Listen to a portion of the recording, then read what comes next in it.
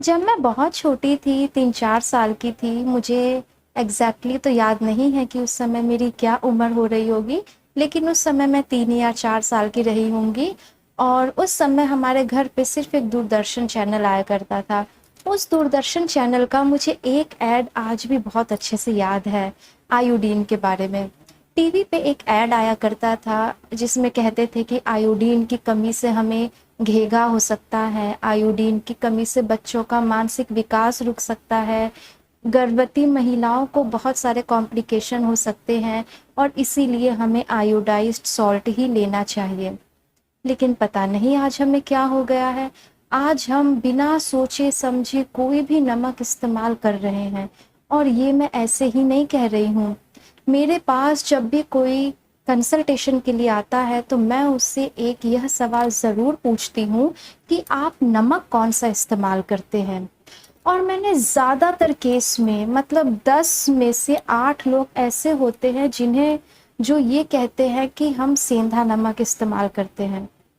और तब मैं उन्हें कहती हूँ कि आपके खाने में आयोडीन का क्या सोर्स है।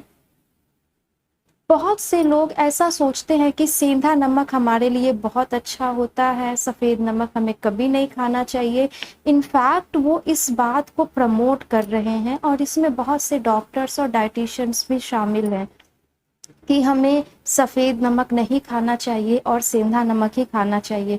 नहीं नहीं, कुछ लोग तो यहाँ तक कहते हैं कि हमें सफ़ेद नमक लाइफ में कभी नहीं खाना चाहिए, हमें हमेशा सेंधा नमक ही खाना चाहिए। और बहुत सारे लोग ऐसे हैं जिन्होंने अपने खाने पीने में सफ़ेद नमक बिल्कुल बंद करके सेंधा नमक ही लेना शुरू कर दिया है। आज आप सभी को मैं यह ऐड दोबारा याद कराना चाहूँगी। अगर आपने भी उस समय तो मैं 3-4 साल की थी, आप कितने साल के रहे होंगे पता नहीं, लेकिन ज़रूर आपने यह ऐड देखा होगा दूरदर्शन चैनल पे कि आयोडीन हमारे लिए कितना ज़रूरी है। आप जो भी नमक इस्तेमाल करते हैं उस पे यह ज़रूर देखिए क्या उस पे आयोडाइज़्ड सॉल्ट लिखा है। ज़्यादातर सेंधा नमक आयोडाइज्ड नहीं होते हैं, उनमें आयोडीन नहीं होता है और जिसके कारण हाइपोथायरॉइड हो सकता है। आज की डेट में हाइपोथायरॉइड इतना कॉमन क्यों है? हम सभी जानते हैं कि ये एक ऑटो इम्यून डिसऑर्डर है। इसका क्या कारण है, हम में से बहुत से लोग कारण भी नहीं जानते हैं, लेकिन यह एक बहुत बड़ा कारण है।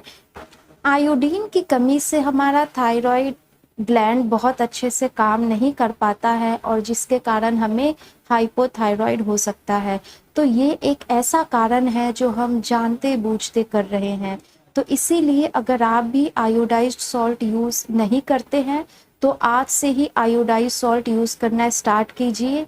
ये मैं अपने एक्सपीरियंस से बता रही हूँ कि जो लोग 1.5-2 साल तक कंटिन्यूअसली सफ़ेद नमक बंद करके सेंधा नमक इस्तेमाल करते हैं उन्हें हाइपोथायरॉइड होता ही होता है। ये मैंने अपने एक्सपीरियंस में देखा है और इसीलिए हम सभी को आयोडाइज्ड सॉल्ट ही यूज़ करना चाहिए।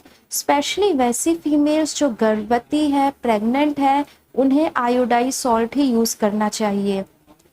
बहुत से लोग सेंधा नमक इसलिए भी इस्तेमाल करते हैं क्योंकि उन्हें लगता है कि ये हमारे ब्लड प्रेशर को कम करता है। मैंने ऐसा नहीं देखा, किसी भी केस में ऐसा मैंने नहीं देखा। जिन लोगों को हाई ब्लड प्रेशर है वो चाहे सफ़ेद नमक इस्तेमाल करे या सेंधा नमक इस्तेमाल करे, मैंने ऐसा नहीं देखा कि उनका ब्लड प्रेशर कम हो जाता है सेंधा नमक इस्तेमाल करने से। हाँ, लेकिन उनके किडनी पे लोड ज़रूर पड़ता है। हमारे शरीर में सोडियम पोटेशियम दोनों का बैलेंस रहना बहुत ज़रूरी है। सेंधा नमक पोटेशियम सॉल्ट है एंड सफ़ेद नमक सोडियम सॉल्ट है। दोनों ही हमारे शरीर में बैलेंस रहते हैं तभी हमारा शरीर अच्छे से काम कर पाता है।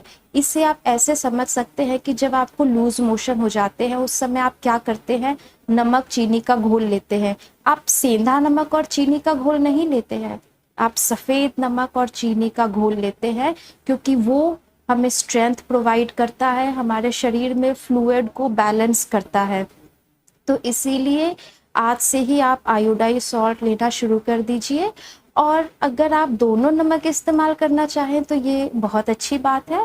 इसका सबसे अच्छा तरीका ये है कि जितनी भी चीज़ें आप पका के खाते हैं, जैसे आप सब्जी में नमक डालते हैं, दाल में नमक डालते हैं, तो उसमें आप सफ़ेद नमक डालिए, और जो भी चीज़ें आप कच्चा खाते हैं, जैसे सब्जियों का जूस लेते हैं, सैलड लेते हैं, या सूप में आप ऊपर से नमक डालते हैं, तो उसमें आप सेंधा नमक डाल सकते हैं। तो इस तरह से आप दोनों नमक को बैलेंस करके यूज़ कर सकते हैं।